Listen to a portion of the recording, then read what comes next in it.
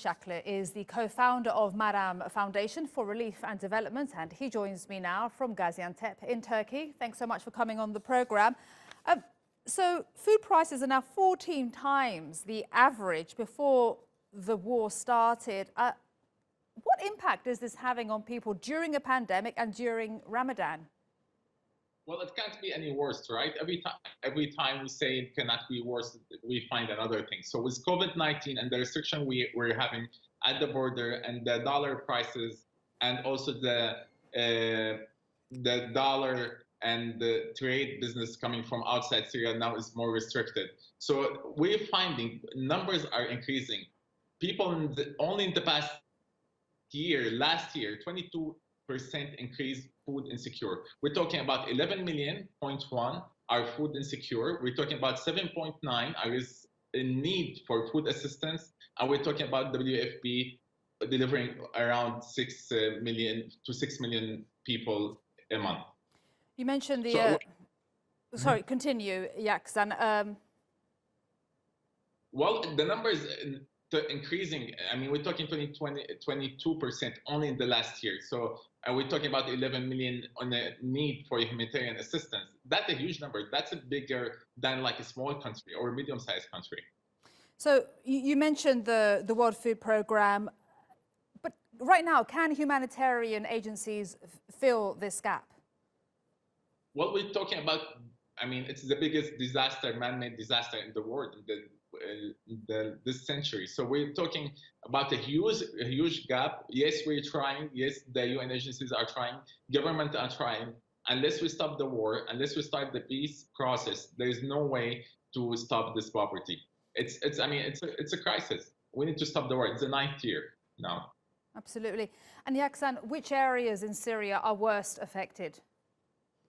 Well, I mean, all over Syria. When we mention 11.1 million in require food assistance, or actually humanitarian assistance, that means talking all over Syria. But again, Idlib, it's the worst between all.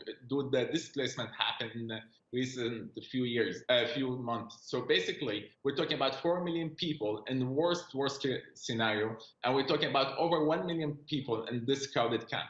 So all over Syria is in need, but we're talking about northern Syria are an area where it's more that like emergency within the emergency. And how much would they need to spend on food? Well, that's a huge number. Well, I think WFP spent on their program over 1 billion and 400 million last year.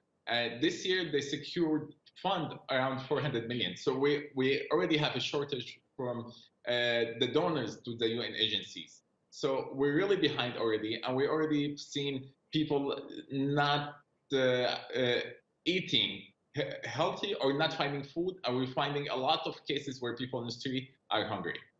And Yakzan, for families, how much of their income or the money they have and receive do they spend on food, and how much would they need now, particularly during Ramadan? Well, I mean, the family require average $50. I mean, you know, $1 a day, that's mean like poverty level. And we're talking about